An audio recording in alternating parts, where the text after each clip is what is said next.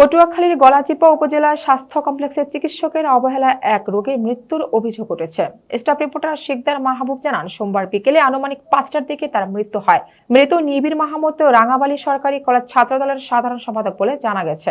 নিহতের বাবা মজিবুর গাজী অভিযোগ করে বলেন, ডায়রিয়া ও জ্বর নিয়ে সোমবার সকাল 10টার দিকে অসুস্থ অবস্থায় নিবিড় মাহমুদকে গলাচিপা উপজেলা স্বাস্থ্য কমপ্লেক্সে ভর্তি করা হয়, কিন্তু তাকে যথাযথ চিকিৎসা দেওয়া হয়নি।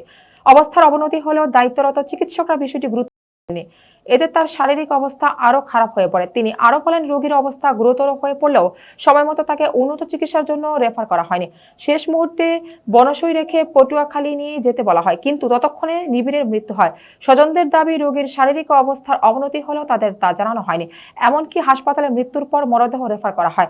পরে দায় এড়াতে বনসই রেখে পটুয়াখালী নিয়ে যেতে বলা হয়েছে বলে অভিযোগ করেন তারা।